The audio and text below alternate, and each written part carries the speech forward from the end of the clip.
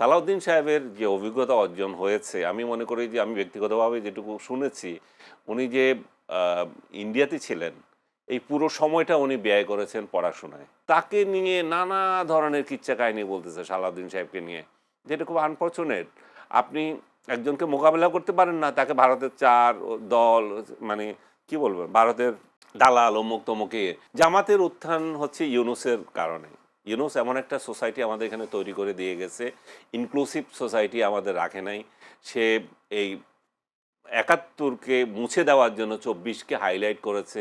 সুতরাং যেহেতু সংসদ ভাঙার ৯০ দিনের মধ্যে নির্বাচন দেওয়ার কথা, সেক্ষেত্রে এত দীর্ঘ সময়ে সেটা নির্বাচন যতদিনই হোক, সেটা কোনো ইয়ে করে না। সেটার জন্য স্পেশাল কোনো পারমিশনের প্রয়োজন হয় না। জাতীয় নির্বাচনের সঙ্গে তো এর কোনো সম্পর্ক নাই, কিন্তু এটা হচ্ছে এক্সট্রা একটা নির্বাচন। এবং আপনি বলতে পারেন যে জাতীয় নির্বাচনের সঙ্গে গিয়েছে বোধহয় এটা ৭০% লোকের সমর্থন দেখাতে গেছে। আপনি যদি অন্যভাবে চিন্তা করেন না, ৭০% লোক আপনি গেছে, কিন্তু কত পার্সেন্ট লোককে আপনি তার মানে এখানে আরো কত পার্সেন্ট ছিল, ৩০% লোক ৩০% বাকি। বাকি বাকি আছে। আর কত পার্সেন্ট লোক না এর পক্ষে গেছে, আপনার সেটা জানা আছে? সেটা আমার কাছে জানা নেই। এটা প্রায় কাছাকাছি, বা ইয়ের যারা যারা জিতেছে তাদের কাছাকাছি। তারপরে আরেকটা অংশকে তো আপনি নির্বাচনেই আসতে দেন নাই। তো সেই সবগুলো যদি চিন্তা করেন, তাহলে আপনার ওই অংশ তো কম না। তাহলে এরকম একটা বিতর্কিত বিষয় নিয়ে এত তালবাহানা করার তো দরকার নেই। আর আর আপনার এই যে আপনার হানা যে বিষয়টা বলতেছেন, সেটা দিয়ে কি করতে চাচ্ছেন?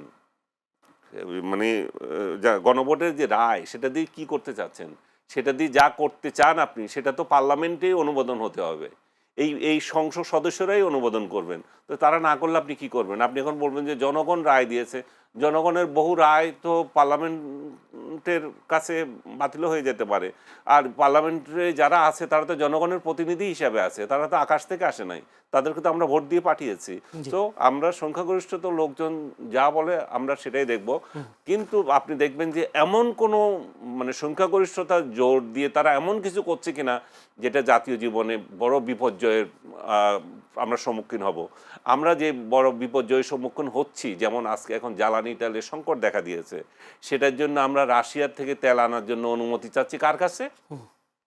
আমেরিকার কাছে ধর্ণা দিচ্ছি। তাহলে আমাদের যে সার্বভৌমত্ব, আমাদের যে অধিকার, সেই জায়গাগুলো যে বিগত সরকার নষ্ট করে দিয়ে গেছে, আপনার তো এই পার্লামেন্টে দাঁড়িয়ে সেগুলো নিয়ে কথা বলবেন যে আমাদের অধিকার নষ্ট করে দিয়ে গেছে, যেগুলো আমাদের সার্বভৌমত্বে হুমকি হয়েছে, সেই সব বাদ দিয়ে বাতিল বিষয়গুলো নিয়ে তো তর্ক করে সময় নষ্ট করার তো কোনো কারণ নাই। দেশের জনগণের অর্থ ব্যয় করার দরকার না ওইখানে বসে বসে। যে বাতিল বিষয় মানে কোনগুলো? বাতিল বিষয় মানে যেটা হয়ে গেছে এবং যে অধ্যাদেশের, যেটা অধ্যাদেশ বিরোধী এবং যেটাকে বাতিলের জন্য যে ওই অধ্যাদেশটা ইয়েতে আসে নাই, এটা অধ্যাদেশও না, এটা আদেশ। আদেশ। ওই আদেশটাও সংসদে আসে নাই। জি। তো আসে নাই মানে হচ্ছে এটা বাতিল। বাতিল। এবং আরও বাতিল হয়ে যাবে ১২ তারিখে, ১২ এপ্রিলে।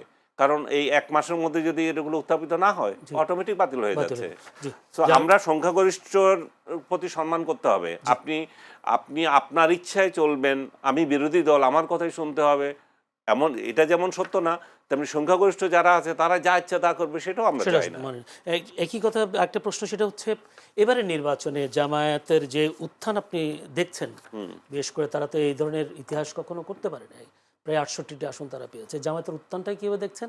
আর জামায়াতের ভূমিকা যেটা, যে তারা যে কথা বলতে পারছে না, যদি বলি বিএনপি যে দক্ষ অভিজ্ঞ পার্লামেন্টারিয়ানের সাথে কথা বলে তারা যুক্তিতর্ক দাঁড় করাতে, তাদের উপরে দাঁড় করাতে পারছে না, অনেকে এটা হাস্যকরও বলছে। বিষয়টা কেমন, আপনি কি বলবেন? না, দক্ষতা না থাকলে তো কিভাবে হবে? আপনি এক সালাউদ্দিনকে সামাল দিতে পারছেন না। এবং জামাতের যে বিরোধী দলীয় নেতা যিনি, উনিও নতুন এবং অধিকাংশ সদস্যই নতুন। এখানে ২-৪ জন লোক আছে তাদের প্রাক্তন, মানে বেশ আগে, এর আগেও সংসদে এসেছে। তো তাদের তো অভিজ্ঞতার দরকার আছে, এবং তারা যদি গায়ে ঠেলায় যা ইচ্ছা তা করতে চায়, তারা যদি বিধিবিধান না মানতে চায়, কোরাম মানতে চায়, সংবিধান না মানতে চায়, কার্যপ্রণালী বিধি না মানতে চায়, তাহলে তো যা ইচ্ছা তা করতেই পারে।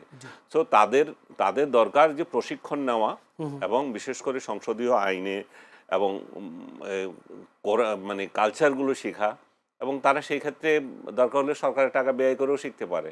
এটাতে কোনো এটাতে না, কিন্তু এটা সত্য যে তারা সরকারি দলের সঙ্গে অনেক অনেক ক্ষেত্রে টিকছে না। এবং সালাউদ্দিন সাহেবের যে অভিজ্ঞতা অর্জন হয়েছে, আমি মনে করি যে আমি ব্যক্তিগতভাবে যেটুকু শুনেছি, উনি যে ইন্ডিয়াতে ছিলেন এই পুরো সময়টা উনি ব্যয় করেছেন পড়াশোনায়। উনি এমনিতেই আইনের ছাত্র। অনেকের আবার গা জ্বালা করে যে এই লোক আইন নিয়ে কথা বলে কেন? উনি তো নিজে আইনের ছাত্রই, এবং উনি একজন মানে সনদপ্রাপ্ত আইনজীবী। তো উনি আমলা ছিলেন। তো সংসদ এবং সরকার এই ২ টা নিয়েই তো তার তার আইন এবং প্রশাসন ২ টা নিয়ে তার হিউজ অভিজ্ঞতা। তো সেই অভিজ্ঞতা নিয়ে কাজে লাগাবেন। আপনারা সেরকম লোকদের আনতে পারেন নাই, পার্লামেন্টে আসে নাই আপনাদের। জনগণ আপনাদের ওই প্রার্থীগুলো হয়তো ২-১ জন থাকলে তারা ভোট পায় নাই, বা যারা পেয়েছে তারা সেভাবে মুখর হতে পারছে না। এটার জন্য তো সরকারি দল দায়ী হতে পারে না। এইজন্য তার চরিত্র, এবং আমি দেখছি যে তার সঙ্গে না পেরে তাকে নিয়ে নানা ধরনের কিচ্ছা কাহিনী বলতেছে সালাউদ্দিন সাহেবকে নিয়ে, যেটা খুব আনফরচুনেট। আপনি একজনকে মোকাবেলা করতে পারেন না, তাকে ভারতের দল, মানে কি বলবেন, ভারতের দালাল অমুক তমুকে। এখন এই যে বিরোধী দল এখন যারা আছে তাদের যে রাজনৈতিক চরিত্র, এটা তো বহু পুরানা, যে স্বাধীনতার পক্ষে কেউ কথা বললে সে ভারতীয় দালাল। এর আগে এই ট্যাগগুলো পেত আওয়ামী লীগ, এখন এটা বিএনপির উপর আসছে, আওয়ামী লীগ নাই। জামায়াতের উত্থানটা কিভাবে দেখছেন? জামাতের উত্থান হচ্ছে ইউনূসের কারণে। ইউনূস এমন একটা সোসাইটি আমাদের এখানে তৈরি করে দিয়ে গেছে, ইনক্লুসিভ সোসাইটি আমাদের রাখে নাই। সে এই ৭১কে মুছে দেওয়ার জন্য ২৪কে হাইলাইট করেছে, এবং স্বাধীনতাকে কিভাবে নষ্ট করা যায়, স্বাধীনতার স্মৃতিগুলো থেকে শুরু করে স্বাধীনতাকে কিভাবে আঘাত করা যায় প্রতি পদে পদে সে গত ১৮ মাস ১৬ মাস সেই কাজটাই করেছে। ১৬ মাস না ১৮ মাস, ১৮ মাস। ১৮ মাস। সে ১৮ মাসে এই কাজটাই করেছে, এবং জামাতকে উত্থানে সে সহায়তা করেছে। সেক্ষেত্রে কি ডক্টর ইউনূসের কথায় জামাতকে ভোট দিয়েছে মানুষ? মানুষ ডক্টর ইউনূসের কথা বলতে নাই, কারণ সে এমন একটা পরিস্থিতি তৈরি করেছিল যে বিএনপিকে অজনপ্রিয় করার ক্ষেত্রে অনেক কিছুই ছিল। আপনি দেখেন চাঁদাবাজি এবং আদার্স যে জিনিসগুলোর কথা উঠছে, বিএনপির বিরুদ্ধে যে বদনামগুলো উঠছিল, এই বদনামগুলো কেমনে হয়েছে? কারণ সরকার চালায় ইউনূস, আর বদনাম হচ্ছে বিএনপির। আর এই চাঁদাবাজদের ধরার দায়িত্ব কার ছিল? যেখানে তারেক রহমান বারবার বলছে যে যেই হোক আমার দলের হোক, এবং তারা বহিষ্কার করেছে। তো সরকার তো এখানে মানে এগুলো কি বলে, এগুলো ক্ষমতার খেলা। এই আপনি নিশ্চয়ই এগুলো বুঝতে হবে যে কোথা থেকে কি কারিগরি হয়, যে বিএনপি এখানে যাতে যে ডিফেম হয়, বারবার ডিফেম হয়, এবং বিএনপির অনুপস্থিতিতে কে আছে এখানে? আওয়ামী লীগ নাই। তাহলে কানামামা কে আছে? কানামামা হচ্ছে জামাত আছে, আর তো কেউ নাই। এখানে যদি আরেকটা দল থাকতো যে প্রতিদ্বন্দ্বী হওয়ার মতো, তাহলে আপনি বলতে পারতেন যে এই তাহলে ওরা থাকা পক্ষেও, মনে করেন আপনি বিএনপি, জামাত, আজকে আওয়ামী লীগ ৩ দল থাকতো, তখন আপনি বলতে পারতেন যে আওয়ামী লীগের পরিণতি চরম খারাপ হলো, এবং বিএনপি জামাত যাদের ২০ সিটের উপরে জিন্দিগিতে পাওয়ার কোনো ছিল না, রেকর্ড ছিল না, তারা এখন বেশি হয়ে গেছে। তখন আপনি এই তুলনাটা দিতে পারতেন। যেহেতু আওয়ামী লীগ নাই, তখন এই উত্থান একটা ফাঁফা জিনিস। যখন আপনি আওয়ামী লীগ সহ একটা কম্বাইন্ড ইলেকশন হবে, তখন আপনি দেখবেন যে এগুলো বাতাসে মিলে গেছে।